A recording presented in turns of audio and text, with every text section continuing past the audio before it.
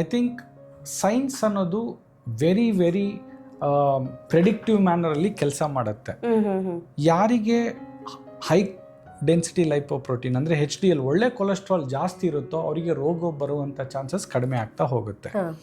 ಹೇಗೆ ಅಂದರೆ HDL ಅನ್ನೋದು ಎಲ್ಲೆಲ್ಲಿ ಹೋಗಿ ಬ್ಯಾಡ್ ಕೊಲೆಸ್ಟ್ರಾಲ್ ಡೆಪಾಸಿಟ್ ಆಗಿರುತ್ತೋ ಅದನ್ನು ಸ್ಕ್ಯಾವೆಂಜ್ ಮಾಡಿಕೊಂಡು ಅಲ್ಲಿಂದ ತೆಗೆದುಕೊಂಬಂದು ಆ ಬ್ಲಾಕೇಜ್ನೆಲ್ಲ ಕಡಿಮೆ ಮಾಡಿ ಹಾರ್ಟ್ಗೆ ಹಾಕ್ತಾ ಇರುತ್ತೆ.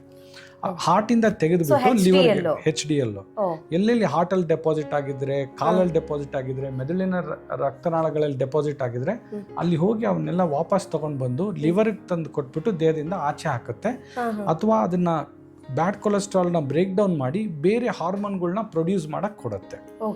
ಸೊ ಈ HDL ಜಾಸ್ತಿ ಇರಬೇಕು ಅಂದರೆ ಒಂದು ವಂಶ ಪಾರಂಪರ್ಯವಾಗಿ ನಿಮಗಿರಬೇಕು. ಎರಡನೇದು ನಿಮ್ಮ ಜೀವನ ಶೈಲಿಯಿಂದ.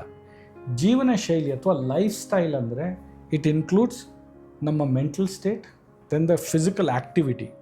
ಎಷ್ಟು ಚಟುವಟಿಕೆ, ದೈನಂದಿಕ ಚಟುವಟಿಕೆಗಳಿರುತ್ತೆ, ಫಿಸಿಕಲ್ ಆಕ್ಟಿವಿಟಿ, ದೈಹಿಕ ಎಕ್ಸರ್ಸೈಸ್ ಇರಬೇಕು.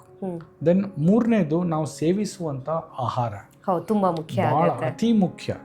ಯಾಕೆ ಅಂದರೆ ನಮಗೆ ಬರುವಂಥ ಜೀವನದಲ್ಲಿ ತೊಂದರೆಗಳಾಗಲಿ ಅಥವಾ ರೋಗಗಳಾಗಲಿ ಐ ಥಿಂಕ್ 70-80% ಬಾಯಿ ಮೂಲಕನೇ ಬರೋದು. ಅಂದ್ರೆ ನಾವು ತಿನ್ನೋದ್ರಿಂದ, ಫುಡ್ಡಿಂದ, ಕುಡಿಯುವಂಥ ಲಿಕ್ವಿಡ್ಸಿಂದ, ಮೂರನೇದು ಮಾತಾಡುವಂಥ ಶಬ್ದಗಳಿಂದ. ಐ ಥಿಂಕ್ ಇವು ಮೂರನ್ನ ಕಂಟ್ರೋಲ್ ಮಾಡಿದ್ರೆ ಬೇಕಾದಷ್ಟು ರೋಗಗಳನ್ನ ತಡಿಬೋದು.